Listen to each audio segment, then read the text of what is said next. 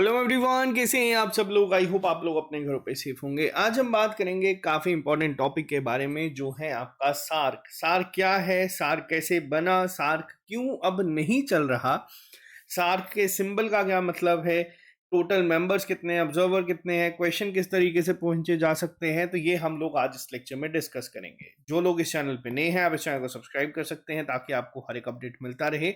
इसी के साथ साथ अगर आप लोग तैयारी करना चाहते हैं किसी भी एग्जाम की J&K के, तो आप हमारी ऐप को डाउनलोड कर सकते हैं प्ले स्टोर से। वहां पे अभी जो कोर्सेज आपके चल रहे हैं वो JKB कांस्टेबल टेलीकम्युनिकेशन पार्ट और JKB कांस्टेबल जो आपका जनरल सिलेबस है, इनकी क्लासेस आपकी डेली बेसिस पे चल रही हैं। और साथ ही साथ अगर आप किसी भी अपकमिंग एग्जाम की भी तैयारी करनी चाहते हैं तो वहां पे भी क्लासेस जो है वो चल रही हैं। इसके साथ साथ आपको डेली फ्री टेस्ट हमारी ऐप पे मिल जाते हैं। अगर किसी को कोई डाउट है आप इस नंबर पे हमें व्हाट्सएप कर सकते हैं। तो चलिए शुरू करते हैं आज की क्लास को बिना ज्यादा टाइम वेस्ट करे। सबसे पहली चीज, सार्क क्या है। ठीक है, सबसे पहला सवाल, सबसे बेसिक सवाल, हम लोगों ने लास्ट लेक्चर में पढ़ा था एशियान के बारे में। ठीक है, एशियान हम लोगों ने डिस्कस करा था।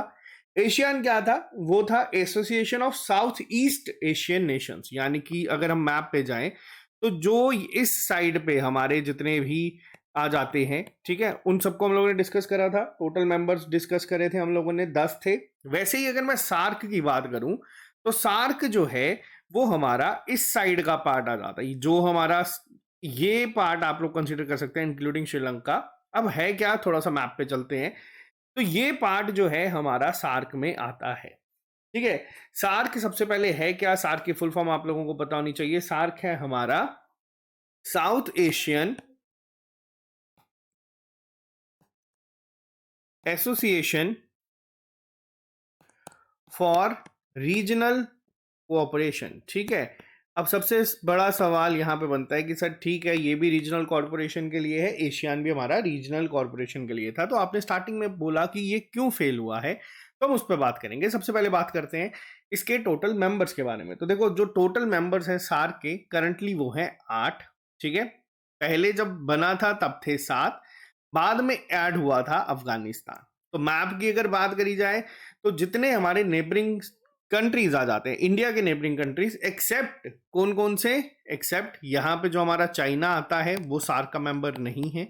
ठीक है, और यहाँ पे आपका जो म्यांमार आता है वो भी आपका सार्क का मेंबर नहीं है, याद रखना। इसके अलावा आपको याद रखना आसान हो जाएगा। 8 मेंबर्स हैं, 8 में कौन कौन से आते हैं, इंडिया, इंडिया का बेस्ट फ्रेंड पाकिस्तान, हम अफगानिस्तान, श्रीलंका, नेपाल, बांग्लादेश, भूटान, कितने हुए, 7। और 8वां आपका आता है यहाँ पे मालदीव्स। क्लियर है, टोटल मेंबर्स कितने हैं, 8 मेंबर्स हैं। ठीक है, जब बना था तब 7 थे। अब लेक्चर शुरू करने से पहले देखो, कई बार अगर आपके एग्जाम में स्पेसिफिकली मेंशन होता है ना, तो इनके सिंबल का एक बहुत इंपॉर्टेंट रोल रहता है। जैसे हम लोगों ने एशियान के सिंबल को पूरा डिस्कस करा था, वैसे ही लेक्चर शुरू करने से पहले हम लोग सार्क के सिंबल को डिस्कस करते हैं। इस तरीके से सार्क का सिंबल जो है आप लोग देखते हैं। सबसे पहले बीच में यहाँ पे आपके आ जाते हैं, ये जो आप देखते हैं ना, 2 3 4 5 6 7, ये 7 क्या है, ये 7 हैं आपके पिजन्स। ठीक है, ये 7 पिजन्स क्या रिप्रेजेंट करते हैं, ये 7 पिजन रिप्रेजेंट करते हैं आपकी 7 मेंबर्स कंट्री। अब आप बोलोगे सर अभी आपने लेक्चर में बोला कि 8 है मेंबर्स, अब सिंबल में 7 है। तो देखो, जब बना था तब ये 7 मेंबर्स थे टोटल, तो सिंबल भी स्टार्टिंग में बन गया था। तो उस वजह से ये जो 7 कंट्रीज हैं, कौन कौन सी, बांग्लादेश, भूटान, इंडिया, मालदीव्स, नेपाल, पाकिस्तान, श्रीलंका, ये जो है इन पिजन्स के फॉर्म में रिप्रेजेंट करते हैं। पीस जो है, आप लोगों को पता है कि अगर आपने पंचायत सीरियल देखा था तो वो कबूतर उड़ाते हैं, तो पिजन्स जो है वो सिंबलाइज करते हैं क्या, शांति और आजादी को। तो ये 7 पिजन्स यहाँ पे रखे गए हैं। अफगानिस्तान लेटर एडिशन में ऐड हुआ था, वो मैं आपको पूरा जब डिटेल में पढ़ाऊंगा तो समझा दूंगा। बट याद रखना टोटल, अब पेपर में क्वेश्चन पहला कई बार बन सकता है, सार्क के सिंबल में टोटल जो नंबर ऑफ पिजन्स है या फिर जो रिप्रेजेंट करते हैं पीस और हमारी फ्रीडम को, वो कितने हैं। अब ऑप्शन में 8 दे देगा 7 के साथ, और मैक्सिमम बच्चा वहां पे गड़बड़ कर देगा। ठीक है, तो ये टोटल कितने हैं, ये 7 हैं। क्या रिप्रेजेंट करते हैं, ये रिप्रेजेंट करते हैं आपका peace and freedom among all these countries. Clear है, इसके बीच बाद में यहाँ पे जो आप देख रहे हैं, ये जो यहाँ पे आपको दिख रही है, ठीक है, ये क्या है, ये है आपकी आइज। कौन सी आइज रिप्रेजेंट कर रही है? ये आइज रिप्रेजेंट कर रही है बुद्धा की आइज को, ठीक है। अब यहाँ पे क्या है, ये जो वापस से बुद्धा की आइज को रिप्रेजेंट करती है, ये भी एक सिंबल है आपका पीस का, ठीक है। उसके बाद आप लोग देख सकते हैं यहाँ पे ये कुछ आपके हाथ जो हैं, ठीक है, ये हाथ जो बने हैं इस सिंबल में, ये क्या रिप्रेजेंट करते हैं? देखो ये जो हाथ है यहाँ पे, ये रिप्रेजेंट करते हैं फ्रेंडशिप को और गुडविल को अमंग ऑल द 7, यहाँ पे इसको आप 8 कर देना, ठीक है, among all the 8 countries in the region which are dedicated to helping one another. Clear है पॉइंट? इसके बाद आपका आ जाता है यहाँ पे कलर कौन सा यूज होता है, इसमें कलर सिर्फ आपका गोल्डन ही यूज होता है, ठीक है। और अगर हम बात करें यहाँ पे जो थंब है, ये जो थंब बनाए गए हैं, ये दो थंब है, ये सिंबलाइज करते हैं जितनी भी सार के मेंबर कंट्रीज हैं, ये एक संकल्प लेती हैं to unite and support one another in the time of need. तो ये है इसका सिंबल। और ये जो गोल्डन कलर है, ये कहीं ना कहीं रिप्रेजेंट करता है आपकी ग्रोथ को और प्रॉस्पेरिटी को, ठीक है। तो ये जो पूरा 8 मेंबर्स का जो यहाँ पे लोगो है, ये हम लोगों ने क्लियर कर दिया है। याद रखना बहुत इंपॉर्टेंट है, एक बार यहाँ पे मैप में यहाँ पे भी देख लो। टोटल नंबर ऑफ पिजन्स 7 हैं, पीस को रिप्रेजेंट करते हैं। यहाँ पे आ जाती हैं आपकी बुद्धा की आईज, ठीक है, जो रिप्रेजेंट करती हैं वापिस से पीस को। ये आपके आ जाता है यहाँ पे थंब, ठीक है, जो ये दिखाता है कि यूनिटी को। और ये आ जाता है आपका क्या, हैंड्स, कि अगर कल को जरूरत पड़ेगी तो ये 7 के 7 कंट्रीज जो है एक साथ, 8 की 8 सॉरी जो है वो तैयार रहेंगी इसके लिए। क्लियर है ये पॉइंट? सार्क का सिंबल समझ आ गया है, तो अब चलते हैं इसकी थोड़ी सी पूरी हिस्ट्री के बारे में पढ़ते हैं, आज की डेट में किस तरीके से परफॉर्म कर रहा है, सबमिट्स कहाँ पे होती हैं। बट आई होप आपको ये पहला टॉपिक क्लियर हो चुका होगा, बहुत क्वेश्चंस यहीं से बन जाते हैं पेपर में भी। क्लियर है पॉइंट? चलिए शुरू करते हैं हम आज की क्लास को। सबसे पहला पॉइंट यहाँ पे आता है कि सर ठीक है, सार्क आप लोगों ने बता दिया कि साउथ एशियन एसोसिएशन है रीजनल कोऑपरेशन के लिए, जिसका मेन मकसद रहता है कि जो रीजनल इंटर गवर्नमेंटल ऑर्गेनाइजेशंस हैं साउथ एशियन कंट्रीज की, वो आपस में काम कर सके। Total members India, Bangladesh, Nepal, Pakistan, Bhutan, Maldives, Sri Lanka और अफगानिस्तान। अफगानिस्तान ऐड कब हुआ है? 2007 में इसको ऐड करा गया था, ठीक है। तो ये लेटेस्ट और मेंबर अगर पूछा जाएगा कौन सा है जो ऐड किया गया था, तो वो अफगानिस्तान था। अब ये बना कब? ठीक है, अब सार्क बना कब? सार्क बना था आपका 8 दिसंबर 1985 में, ठीक है। सबसे पहला पॉइंट यहाँ पे ये आता है कि सार्क को बनाया कब गया था?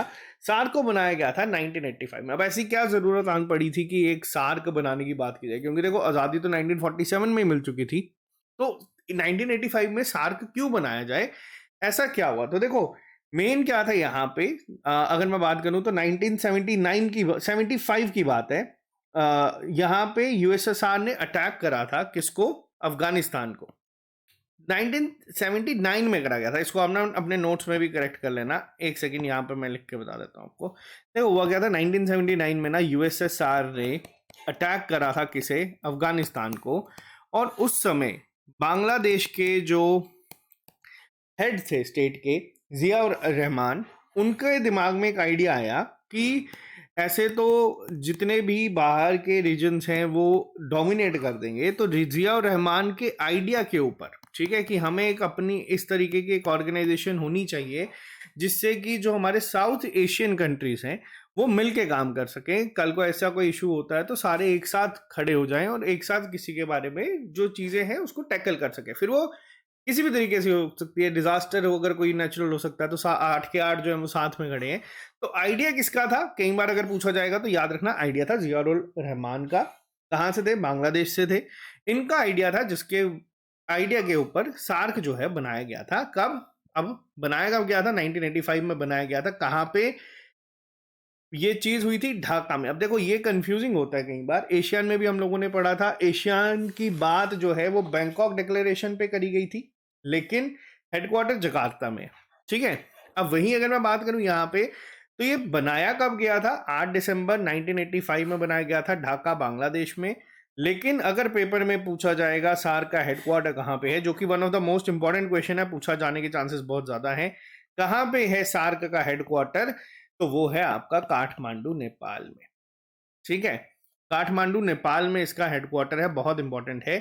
सेक्रेटरी जनरल के ऊपर सवाल बन सकता है पेपर में। पहले कौन थे? पहले थे अबुल हसन, ठीक है, बांग्लादेश के थे। आज की डेट में कौन है? तो वो है गुलाम सरवार। ये भी बांग्लादेश के हैं, लेकिन मोहम्मद गुलाम सरवार भी अभी करंटली जब हम ये लेक्चर बना रहे हैं तो ये यहाँ पे हैं। अब एक करंट अफेयर के रिलेटेड मैं आपको बता देता हूँ। ऑफिशियल विजिट इनकी थी 2024 में ही, ठीक है। इन्होंने कहाँ पे विजिट करा था? इन्होंने करा था साउथ एशियन यूनिवर्सिटी। अब पेपर में क्वेश्चन यहाँ पे ये भी बन सकता है कि सार्क की जो यूनिवर्सिटी है वो कहाँ पे है, ठीक है। सार्क की यूनिवर्सिटी, जिसे साउथ एशियन यूनिवर्सिटी कहा जाता है, ये है न्यू दिल्ली में, ठीक है। इस यहाँ से अगर आप लोगों ने कोई डिग्री करी है तो वो सारी की सारी जितनी भी कंट्री सार्क के मेंबर्स हैं उन सब में वो मान्यता रखती है। आप लोग वहाँ पे किसी भी अगर कल को कोई जॉब चाहिए तो वहाँ पे अप्लाई कर सकते हो। तो ये याद रखना पहला पॉइंट। सार्क एशियन यूनिवर्सिटी कहाँ पे है? न्यू दिल्ली में है। इसके अलावा अलग अलग चीजें भी हैं सार्क के रिलेटेड, जिसमें सबसे पहला आ जाता है सार्क आर्बिट्रेशन काउंसिल। एक सेकेंड रुकिएगा जी। सार्क आर्बिट्रेशन काउंसिल कहाँ पे है? सार्क आर्बिट्रेशन काउंसिल है आपका इस्लामाबाद में, ठीक है। हम लोगों ने एक इंडस वाटर ट्रीटी जब पढ़ा था उस टाइम पे भी मैंने आपको बताया था ना कि कोर्ट ऑफ आर्बिट्रेशन बनाने की बात करी जा रही है कि जिससे कि अगर कोई डिस्प्यूट हो तो किस तरीके से रिजॉल्व हो। तो यहाँ पे ये कहाँ पे है? ये है इस्लामाबाद में, सार्क का अपना, ठीक है। सार्क का एक डेवलपमेंट फंड भी है, वो कहाँ पे है? वो है थिम्पू भूटान में। South Asian Regional Standard Organisation कहाँ पे है? वो है ढाका बांग्लादेश में। और ये चारों आप लोग याद रखिएगा। पेपर में आप क्वेश्चन किस तरीके से बन सकता है? पेपर में आपसे क्वेश्चन डायरेक्ट बन सकता है कि सार्क का हेडक्वार्टर कहाँ पे है, सार्क के मेंबर्स कौन कौन से हैं। मेंबर्स क्यों? क्योंकि एक 3 ऑप्शंस में कंट्रीज दिए होंगे जो मेंबर होगी, एक नहीं होगी। हो सकता है चाइना दे दे या हो सकता है म्यांमार दे दे। आपको बता दूं एसएससी बहुत बार इस तरीके के क्वेश्चंस को ट्विस्ट कर देता है, क्योंकि आमतौर पर सब ये याद रखते हैं कि सार्क क्या है? इंडिया के नेबरिंग कंट्रीज, ठीक है। इंडिया के नेबरिंग कंट्रीज में चाइना भी आता है और म्यांमार भी आता है, तभी मैंने स्टार्टिंग में यहाँ पे क्रॉस कर दिया है। और वो ऑप्शन में आपको चाइना या म्यांमार जरूर देगा, ठीक है, कंफ्यूज करने के लिए। तो म्यांमार की जगह याद रखना मालदीव्स है, म्यांमार नहीं है, ठीक है। अब यहाँ पे बात करते हैं हम लोग थोड़ा सा और डिटेल में। अब ऑफिशियल विजिट करी थी इसी साल 2024 में, साउथ एशियन यूनिवर्सिटी में विजिट करा था, न्यू दिल्ली में है, ठीक है। वहाँ पे जो जो डिफिकल्टीज आ रही हैं, जो भी काम हो रहा है उसको देखा था किसने? जो करंटली इस समय क्या है? सेक्रेटरी जनरल सार्क के, ठीक है। अब आप लोग बोलोगे सर आपने यहाँ पे बिंस्टेक क्यों लिखा है? वो भी मैं आपको थोड़ा डिटेल में बताऊंगा। अभी तक कोई किसी को डाउट है तो बता दीजिए। मुझे उम्मीद है कि बहुत क्लियर चल रही है सब चीज़ें। मैंने आपको बताया आइडिया कब था, ये 1979 कर देना अपने नोट्स में, ठीक है। 1979 में जब यूएसएसआर ने अटैक करा था अफगानिस्तान पे, तब जियाउर रहमान ने एक आइडिया दिया था कि एक ऐसी ऑर्गेनाइजेशन कॉर्पोरेशन होनी चाहिए जो साउथ एशियन रीजन्स के बारे में बात करे, ठीक है। अब बात करते हैं सार्क की सबमिट्स के ऊपर। देखो सार्क की सबमिट क्या है। अब सार्क की सबमिट से पहले ना इसके ऑब्जेक्टिव्स पे बात करते हैं कि सार्क को बनाया क्यों गया था। अब देखो सार्क के ऑब्जेक्टिव क्या थे। पहला था कि वेलफेयर है जो पीपल का उसको प्रमोट किया जा सके, डेवलपमेंट पे काम किया जा सके, प्रमोट किया जा सके, पीस एंड स्टेबिलिटी, कोऑपरेशन को स्ट्रेंथन करा जाए, म्यूचुअल अंडरस्टैंडिंग जो है उसको और किस तरीके से बढ़ावा दिया जाए। तो देखो ये ना कुछ मिलते जुलते लग रहे हैं एशियान के साथ। हम लोगों ने लास्ट लेक्चर में एशियान को पढ़ा था, जिस बच्चे ने नहीं पढ़ा आप उसको एक बार डिटेल में पढ़ लेना। अब देखो एशियान और सार्क को अगर मैं थोड़ा सा कंपेयर करूं तो एशियान एक ग्रैंड सक्सेस है, मतलब बहुत अच्छे से काम करता है। जो उनके रीजन जो इसमें आती हैं, कंट्रीज आती हैं, बहुत आपस में मिलजुल के काम कर रही हैं, ग्रोथ बहुत ज्यादा हो रही है वहां पे। बट सार्क को इतना रिस्पॉन्स नहीं मिला। सार्क को यहाँ तक कि जो हमारे एक्सटर्नल मिनिस्टर है, अफेयर्स मिनिस्टर है एस जयशंकर, एक पॉइंट याद रखना। देखो अभी आज की डेट में जब मैं लेक्चर बना रहा हूँ, आपके अगले 2-3 साल में जो 2-3-4 महीने में जो एग्जाम है उसमें पूछा जा सकता है। एस जयशंकर एससीओ मीट के लिए कहाँ गए हैं? पाकिस्तान, ठीक है। ये भी पॉइंट याद रख लेना, ये थोड़ा सा इस टॉपिक से हटके है बट इसको याद रखना। एससीओ क्या है? ये भी एक आपकी अब इसी तरीके की ऑर्गेनाइजेशन है, शंघाई कोऑपरेशन ऑर्गेनाइजेशन। इसमें सबसे ज्यादा कंफ्यूजिंग क्वेश्चन क्या बनता है कि इसका हेडक्वार्टर कहाँ पे है। देखो बच्चा पेपर पे शंघाई जरूर ऑप्शन में होगा, बट इसका हेडक्वार्टर कहाँ पे है? इसका हेडक्वार्टर है बीजिंग में, ठीक है। अब बैक टू टॉपिक।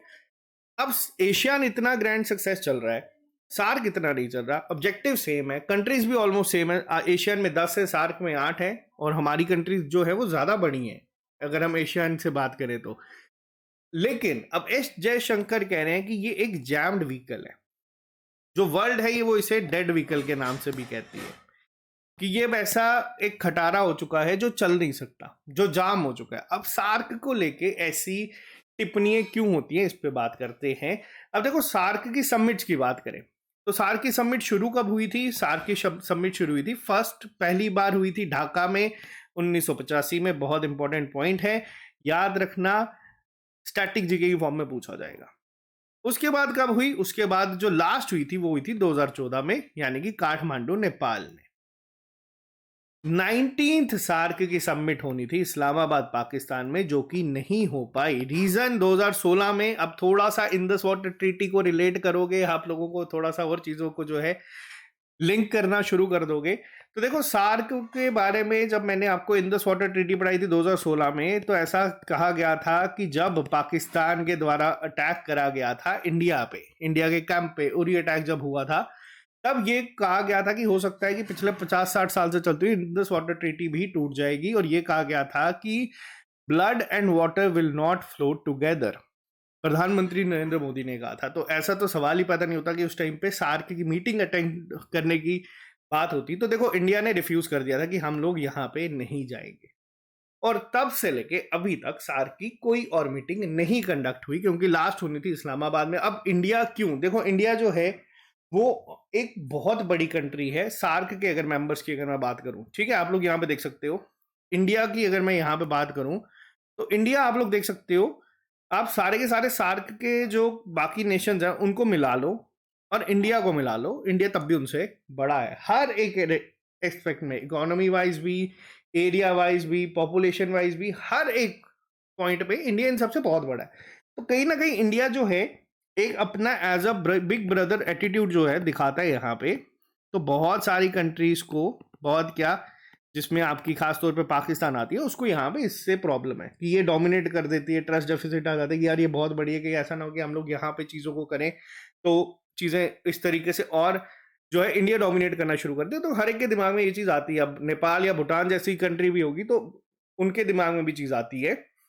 अब हमारी बाकी कंट्रीज की बात करें, जो पड़ोसी मुल्क है, पाकिस्तान हो गया, श्रीलंका हो गया, यहाँ तक कि नेपाल, और आप बांग्लादेश में भी आप देख सकते हो बहुत ज़्यादा एक अनरेस्ट जो है वो चल रहा है। तो ये सब कंट्रीज जो है कहीं ना कहीं चाइना के डेप्ट ट्रैप में भी ऑलरेडी फंस चुकी है। तो बहुत ही खराब हालत में अभी चीज़ें जो है वो चल रही है। इसी वजह से सार्क जो है वो ना, वो कंटिन्यू नहीं कर पा रहा जिस सोच से ये बनाया गया था, ठीक है।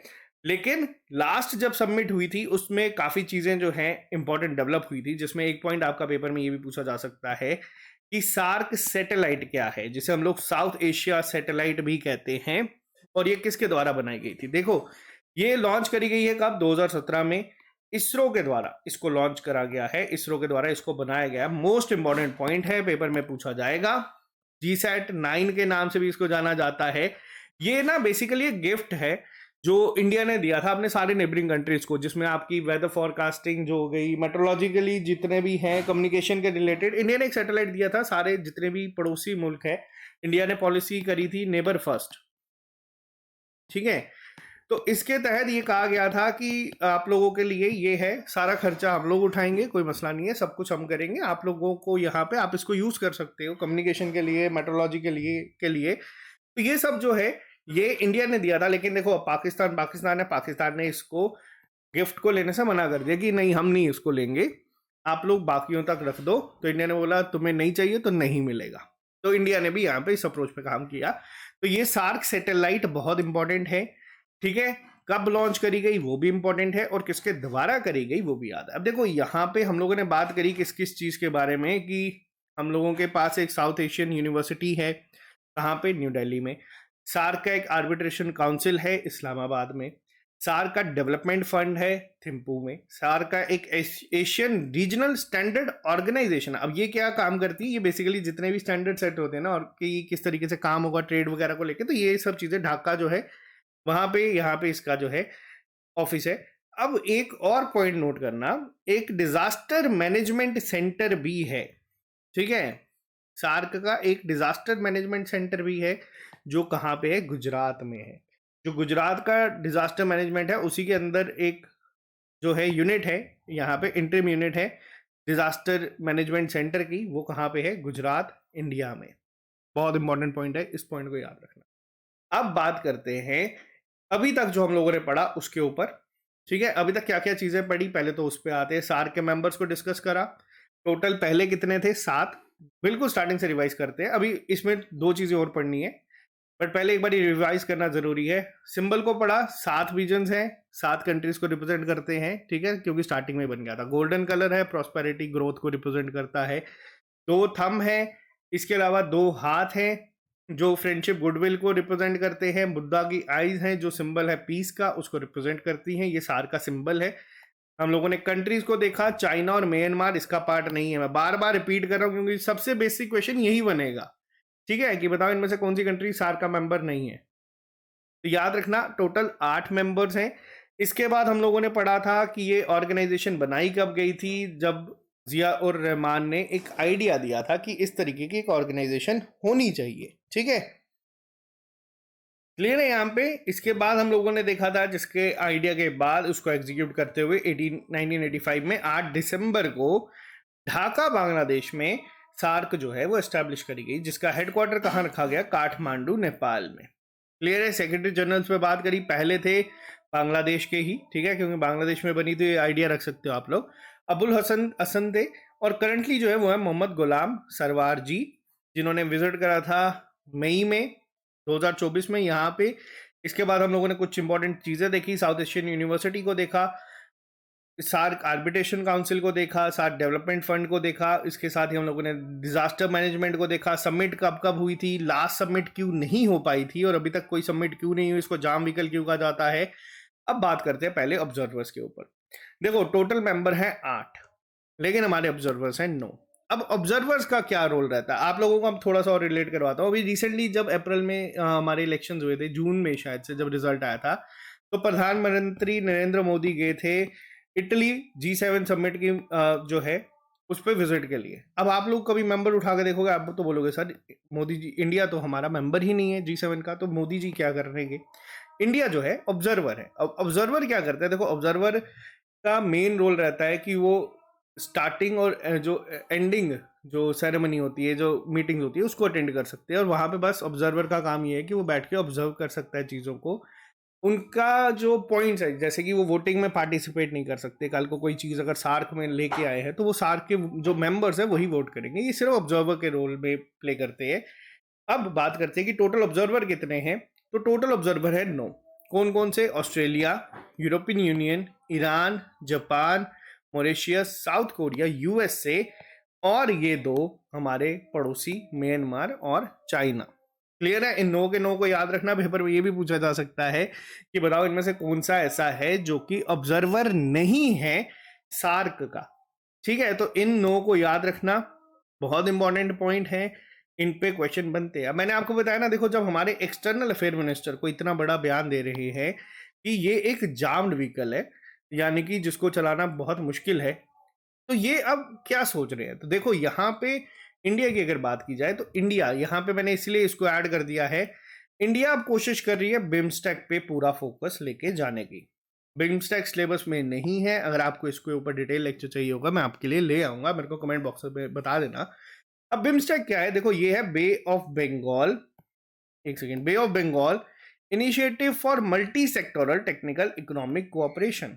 अब सबसे बड़ी चीज, इसमें मेंबर कौन कौन है? टोटल 7 मेंबर हैं। India, Bhutan, Bangladesh, Myanmar, Thailand, Nepal, Sri Lanka. ठीक है, हेडक्वार्टर कहाँ पे? ढाका में। तो इंडिया फोकस कर रही है कि इसको एक जो है, अगर हम रीजनल कोऑपरेशन की बात करें तो बिम्स्टेक पे पूरा फोकस करके बिम्स्टेक को ही कंटिन्यू करने की। क्योंकि देखो सबसे बड़ी चीज क्या है, अब मान लो इंडिया कोई भी चीज लेके आएगी ना, तो जैसे आज की डेट में हमारे ओपोजिशन है वो हर एक चीज को अपोज, ये मैं आज की डेट की नहीं, मैं एक जनरल बात कर रहा हूँ कि कोई भी सरकार होगी तो कोई भी जो अपोजिशन में होता है वो उसको अपोज कर देता है। सेम रोल यहाँ पे पाकिस्तान की बात है कि इंडिया कोई भी अगर प्रस्ताव लेके आएगी, जब जैसे इंडिया ने सैटेलाइट लाई, ठीक है, अब इनके आपस में ट्रस्ट इतने इश्यूज हैं कि ये इसको मना ही करेंगे, फिर वो जो मर्जी कर ले चीज। ठीक है, अब ये चीज को देखते हुए सार्क जाम हो चुका है। सबसे बड़ा रीजन अगर सार्क के जाम होने का क्या है, तो वो है इंडिया पाकिस्तान की राइवलरी। ठीक है, दूसरा जो बाकी छोटे देशों को ये लगता है कि इंडिया का जो बिग ब्रदर एटीट्यूड है कि वो कहीं ना कहीं हमें डोमिनेट कर देगा, तो ये भी एक रीजन यहाँ पे बन सकता है। अब इसी वजह से इंडिया फोकस कर रहा है बिम्स्टेक पे काम करने का। तो ये था हमारा सार्क का सारा लेखा जोखा। सार्क बना क्यों था, सार्क का रीजंस क्या थे, सार्क चल क्यों नहीं पाया, और सार्क का ऑल्टरनेटिव क्या है, इस सब पे हम लोगों ने बात करी। ठीक है, सार्क में क्या क्या, समिट में क्या क्या चीजें हुई, सार्क सैटेलाइट के बारे में पढ़ा, सार्क के हम लोगों ने सेक्रेटरी जनरल के बारे में पढ़ा, हेडक्वार्टर्स के बारे में पढ़ा।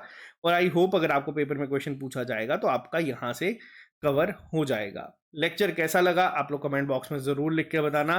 अगला टॉपिक कौन सा पढ़ना है वो भी मेरे को बताना, लेकिन उससे पहले मैं आपका एक टेस्ट लूंगा जिसमें 20 एमसीक्यूज होंगे आपके एशियान और सार्क के। ये टेस्ट कहाँ पे होगा, ये ऐप पे होगा।